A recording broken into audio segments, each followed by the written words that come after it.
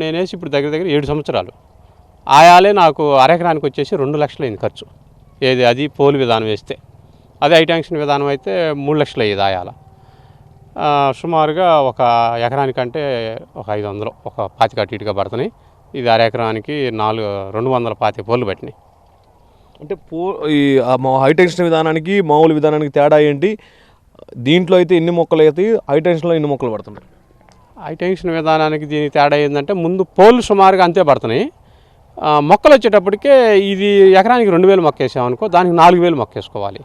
అది ఒకటి. చుట్టూ ధరలంటే ఈ సపోర్ట్ పోల్ వేసుకోవాలా ఏది హైటెన్షన్ విధానానికి, అదొకటి. మళ్ళీ వైర్లు కావాలి. ఆ వైర్ మనం తీసుకునే గేజీని బట్టి కొంచెం రేట్ ఎక్కువ తక్కువ ఉంటుంది. ఏదన్నా కానీ ఇది ఒక 5 లక్షలు అయిందనుకోండి, అది ఒక 2 లక్షలు 2 లక్షలన్నర ఇంకా అదనం అవుతుంది ఎకరం మీద ఖర్చు. పోలు విధానానికి దానికి అంటే ఇదేమో కోసుకోవాలన్నా, కాయలు కోసుకోవాలన్నా దేనికైనా పోలు విధానం బాగుంది. హైటెన్షన్ విధానానికి 1 సంవత్సరం 2 సంవత్సరాలు తోట మైనింగ్ ఉన్నప్పుడు పర్లేదు, ఒక 3 సంవత్సరాలు 4 సంవత్సరాల వరకు తోట హెవీ అవుతుంది.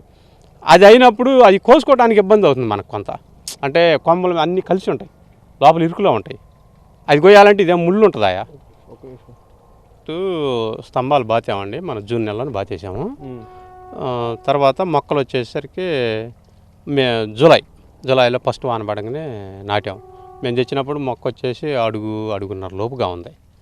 ఇక తీసుకొచ్చి బాతేసి తాడు కట్టేసాం. అంటే నిలబడదు, అది స్తంభానికేసి తాడు కట్టుకోవాలా. ఒక సుమారుగా కొంచెం పెరుగుతూ వచ్చింది.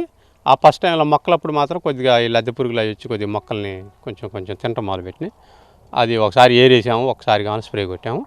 ఇక ఆ మొక్క ఒక 6 నెలల కల్లా పోలు లెవెల్కి పెరిగి దాని మీద నుంచి మళ్ళీ రింగు మీద నుంచి బయటికి తిరిగింది ఒక 6 నెలలకి. అదే మళ్ళీ మనం జులైలో వేసాం కదా, మళ్ళీ నెక్స్ట్ జులై వచ్చేటప్పటికి కాపు స్టార్ట్ అయింది.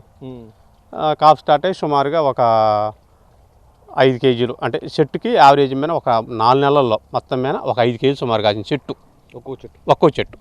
అంటే ఒక 5-6 క్వింటాలు వచ్చింది అరెకరానికి. ఫస్ట్ వేసింది అరెకరమే. ఆ అరెకరానికి వచ్చేసి 5-6 క్వింటాలు వచ్చింది తొలి సంవత్సరం. రెండో సంవత్సరం వచ్చేటప్పటికే అదే అరెకరం 25 క్వింటాలు వచ్చింది రెండో క్రాప్లో. మూడో క్రాప్కి వచ్చేటప్పటికే 5 టన్నులు వచ్చింది 6 ఎకరం వరకు. ఇంకా తర్వాత మళ్ళీ ఇంకొక ఎకరం నరేసాము, అది దాని దిగుబడి దానికే వస్తుంది. అంటే కొద్దిగా అది లేట్గా వేసాం. అంటే ఇది బాగుందా లేదా అనేది చూసుకున్నాక వేసాం. అంటే మన వాతావరణానికి మన నేలకి సూట్ అవుద్దా లేదా అని.